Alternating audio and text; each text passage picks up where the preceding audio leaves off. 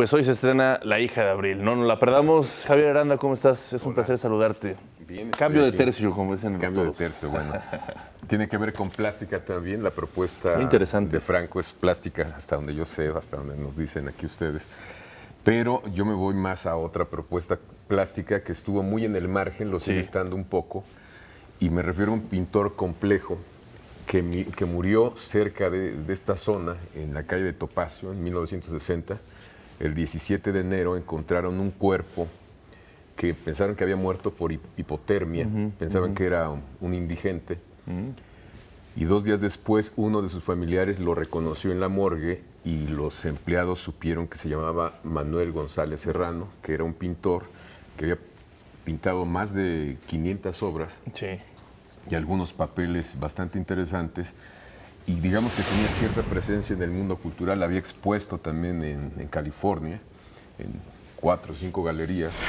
Entonces empezaron como a asimilar a ese personaje que había muerto como un indigente. Es alguien que vivió en el margen en muchos sentidos, al margen de la Escuela Mexicana de Pintura, que él, digamos, podría meterse en esa generación.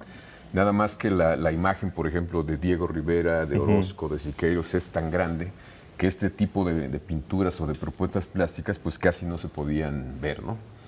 Él tuvo contacto con otro grupo de manera marginal, y es muy curioso, con contemporáneos. González Serrano tiene una fuerte influencia del surrealismo, de Giorgio de Chirico, por ejemplo, de Salvador Dalí, pero, y además compartía una zona de sexualidad heterodoxa que le causó mucho conflicto, porque él era de Lagos de Moreno, y siempre estuvo, digamos, como litigando internamente con ese pasado tan fuerte.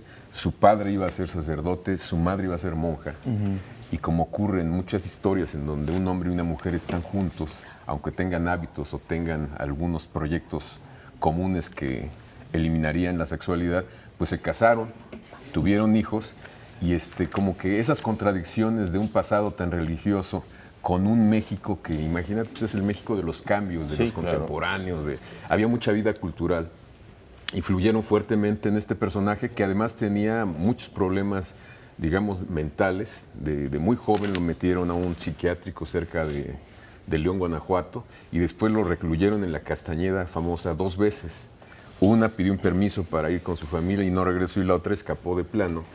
Tenía realmente problemas de desequilibrio mental fuertes, y también tuvo una zona de acercarse mucho al mundo de las drogas, ¿no? Supongo que eso fue lo que lo orilló a terminar, como comentas, prácticamente en la miseria. ¿A qué iba la Candelaria de los Patos de esa época, que es una zona luego peligrosa? Pues precisamente a conseguir algunas cosas que a él le servían.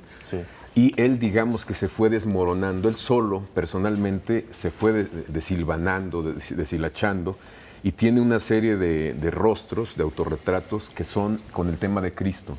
Son Cristos vencidos, pero no están vencidos por la cruz, por el madero, no están vencidos por la sangre que pierde el personaje, sino son Cristos viejos, que puso el artista a deambular como deambulan muchos indigentes en las calles, que los vence el olvido, el tiempo, la suciedad y el abandono. Entonces son unos autorretratos muy fuertes, pero también tiene una zona de pinturas muy interesantes que tienen que ver con el erotismo. Él maneja muchos símbolos eróticos, pero también es interesante, y yo creo que tiene que ver otra vez su pasado de formación religiosa y sentimental, en donde los opuestos no se acoplan, los cuerpos no se juntan, la comunicación se rompe. Digamos que el erotismo es la sexualidad vencida también. Es un hombre limitado por muchas cosas, y digamos que tuvo la capacidad de plasmarlo en sus lienzos, y hay momentos en donde toda esta contradicción, toda esta imposibilidad de ser de muchas cosas, de la vida misma, pues lo hace pintar, por ejemplo, una especie de un mapa de México, que parece una cornucopia, pero es una cornucopia llena no de abundancias, sino de basura, de muerte, de despojos, donde seguramente la vida surgirá, pero no es el momento que capta el pintor, sino la realidad que tiene frente a él. Pues es una propuesta interesante. Oye, me recuerda un poco a Dalí, ¿eh? Bueno, tiene zonas de Dalí. Hay algunos de sus cuadros ahorita en esta exposición sobre melancolía en el Munal. Yo creo que vale la pena no creo que sea un autor para grandes públicos, tiene demasiadas recovecos, digamos, pero si tú pones a jóvenes, a niños frente a los cuadros, sí les provoca o un rechazo, o un temor, o una nostalgia, o sea, sí provoca emociones, y ese es parte del genio de este artista que hemos tenido como en bajo perfil. Y esta obra la pueden encontrar precisamente en La naturaleza herida, de Manuel González Serrano, un libro que edita el INA, precisamente. Sí, exactamente. Conacult. Conacult, Y el INBA. No, y además, como tú dices, de bajo perfil, la verdad, yo reconozco que es la primera vez que se lee. Nadie es perfecto. No, además, pues es que hay que reconocer que, ¿Fue autodidacta es una o...? pena. Fue autodidacta, su madre era pintora, le enseñó algunos rudimentos, después fue a la Esmeralda esporádicamente, cuando tenía 15 años, ve algunas clases, pero tenía ya mucha formación y se empieza a alimentar de publicaciones de los contemporáneos donde ve obras de Dalí y de Giorgio de Chirico. ¿Te gustó, verdad? Sí, claro.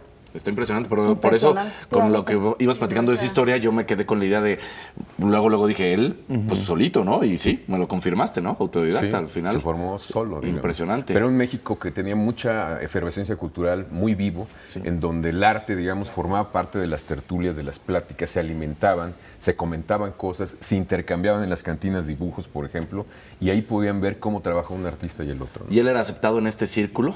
No tanto, porque era muy atormentado. Por ejemplo, contemporáneos que tenían una sexualidad heterodoxa y una estética muy parecida a la de él no se quiso integrar porque yo creo que sentía esa culpa que enseñan a mucha gente que tiene una fuerte formación religiosa de niños. Sí, y sobre todo los prejuicios que han prevalecido desafortunadamente pues hasta nuestros días y por los cuales se lucha en contra, ¿no? Los prejuicios, sobre todo los que tienen que ver con cuestiones sexuales en este país. Gracias.